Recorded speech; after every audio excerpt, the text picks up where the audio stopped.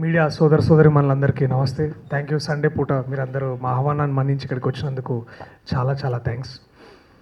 మనకు ఒక ఇంగ్లీష్లో ఒక సామెత ఉంటుంది, అది it takes a village to rise a child అని ఒక సామెత ఉంటుంది. ఇక్కడ ఇవాళ చందానగర్ నుంచి వచ్చిన ఎంతోమంది నా స్నేహితులను చూస్తుంటే నిజంగా it took a village, it took a Chandanagar to make me.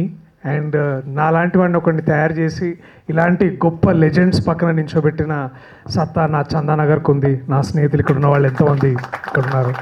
So ముందుగా నాకు అందుకు చాలా చాలా సంతోషంగా ఉంది. అండ్ మా ప్రొడ్యూసర్ గారు కూడా చందానగర్ నుంచే. సో ముందుగా బోస్ బాబాకి చాలా చాలా థ్యాంక్స్ అన్న, నీ వల్లే ఇదంతా జరుగుతుంది. అండ్ ముందుగా ఒకసారి నేను ఈ కథ చేయడానికి ముఖ్యమైన కారణం ఒకరు, అదే ప్రసాద్, మా చోటకే ప్రసాద్ అన్న. ఆయన అదే దర్శి నువ్వు ఒక కథ వినాలి అంటే, అన్న మనం హీరోగా ఇది అంటే ఒక లాంగ్ జర్నీలో ఇలాంటి సందర్భం వచ్చినప్పుడు ఆయన ఈ కథ నువ్వు వినాలి తప్పకుండా అన్నప్పుడు నాకు చెప్తే నేను అప్పుడు మాధవన్ ఒక అబ్బాయి చెప్తాడు నువ్వు వినాలి ఈ కథ బాగుంటుందని ఆయన అనడం, తర్వాత నేను వినడం, తర్వాత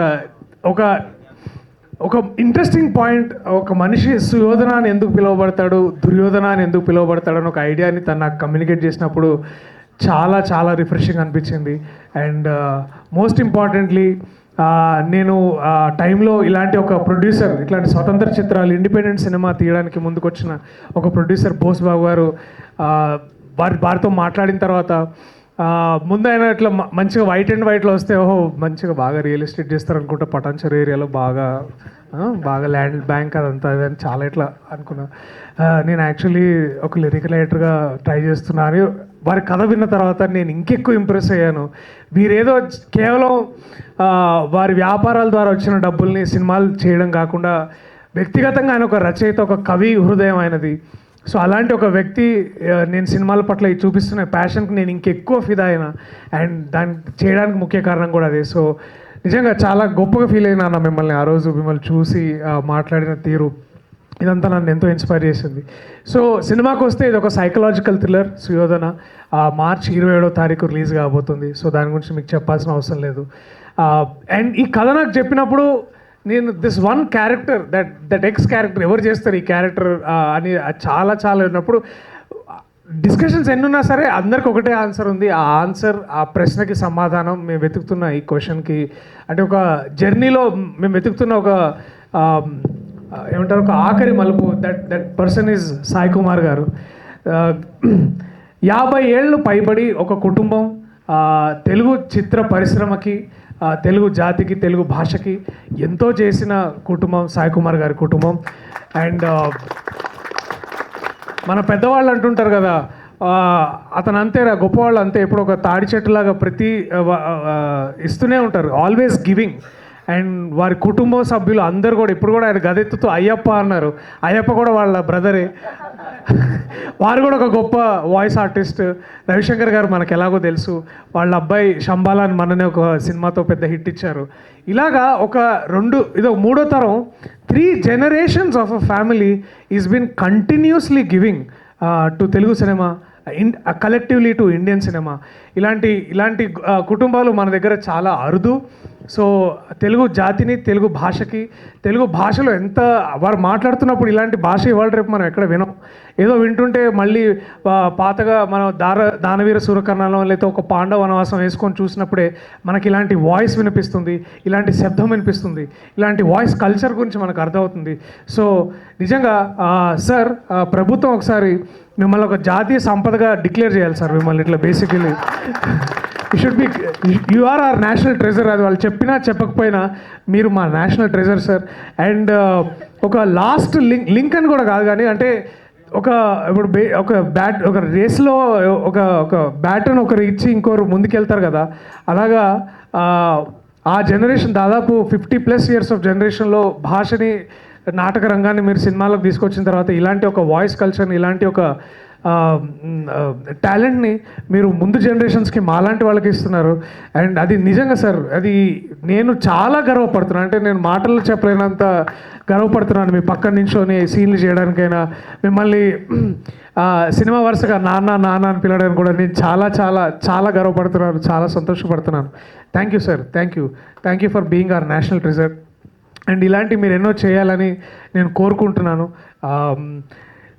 అండ్ ఈ సినిమాకి మేము డబ్బింగ్ అంతా అయిపోయిన తర్వాత ఫైనల్గా ఇట్లా డైరెక్టర్ వైఎస్ మాధవరెడ్డి అంటే ఈయనెవరో అనుకున్నాను నేను కాసేపు.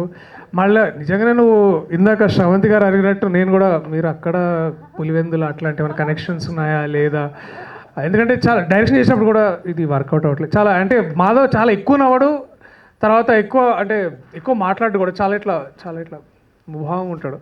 సో మీకు ఏమన్నా కనెక్షన్స్ అట్లాంటి ఇట్లా హార్డ్ కనెక్షన్స్ ఉన్నాయని చాలా ఇట్లా భయపడ్డా అనమాట.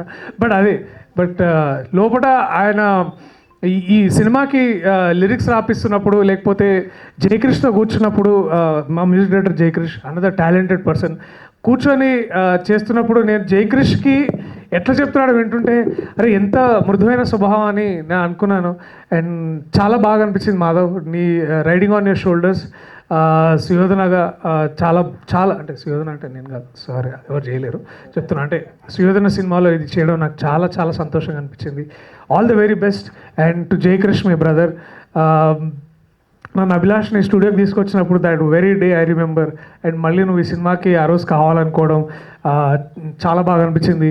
నిన్నెంత పొగుడుతున్నానో అంతే పొగడతకి డిజర్వబుల్ మా sound artist, sound designer Raghu. ఎందుకంటే సుయోధన నేను చేసే క్యారెక్టర్ ఒక ఫోలీ ఆర్టిస్ట్, అంటే సౌండ్ డిజైనర్ క్యారెక్టర్, దానికి సౌండ్ ఎంతో ఎంతో ఇంపార్టెంట్. సో ఇన్స్పిరేషన్స్ అన్నీ మాధవ్ రఘు గారికి చెప్పడం, అలాగే దాన్ని ఎగ్జిక్యూట్ చేయడానికి జయకృష్ గారు వీళ్ళందరూ చాలా చాలా తీసుకున్నారు అండ్ జాగ్రత్త తీసుకున్నారు. అండ్ ఈ ఫోలే స్టూడియో ఎక్కడ షూట్ చేద్దాం అనుకోవడానికి, అంటే ఏ ఫోలే స్టూడియో అయినా హైదరాబాద్లో కానీ ఎక్కడైనా ఎప్పుడు బిజీ ఉంటుండేదాన్ని.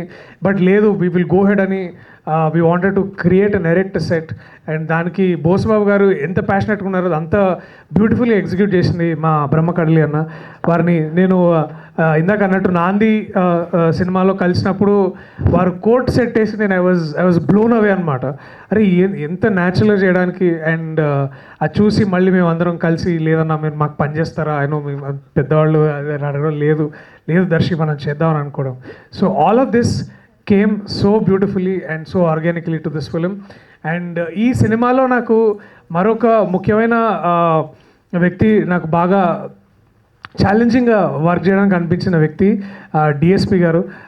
అంటే దేవిశ్రీ ప్రసాద్ గారు. మేము డిఎస్పి గారు అని పిలుస్తుంటాం. మనం డిఎస్పి అనగానే మ్యూజిక్ డైరెక్టర్ అనుకుంటాం కానీ లేదు. బట్ ఒక డైరెక్టర్ యాక్టర్తో పనిచేయడం అది చాలా సాధారణమైన విషయం కాదు. ఎందుకంటే వారికి క్రాఫ్ట్ పట్ల పూర్తి అవగాహన ఉంటుంది, క్రాఫ్ట్ పట్ల పూర్తి ఏమంటారు కమాండ్ ఉన్నప్పుడు వారితో పనిచేయడం అనేది it's just not an easy job. So and the first day of my working with DSP garu it was like చాలా ఛాలెంజింగ్ ఉండే. So but thank you sir for being all that kindness and thank you so much. And another great discovery I made through this film is Dhrushika Chandar, our very own Hyderabadi girl. She's a very beautiful actress. తను మీకు ఇక్కడ తను ఎంత passionate actor అంటే, నువ్వు సినిమాలు కాదు నేను థియేటర్ చేస్తాను. Now she storing with a good theatre play across the country and getting standing ovations across the country. Very very happy for you Dhrushika, so proud of you. And some time నేను when I was looking at that poster of you and Rahul, అరే నేను కూడా ఎప్పుడైనా ఇట్లాంటి play చేయాలని అనిపించింది. So I'm so happy and some day I hope you also get to do theatre together and I'm so proud of you and your mum if she is here also. Thank you aunty, thank you so much for what an amazing production.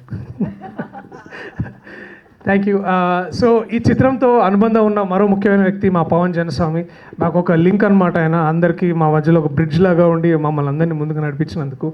So thank you Pawan భయ్య, thank you so much దీన్ని ముందుకు తీసుకొచ్చినందుకు.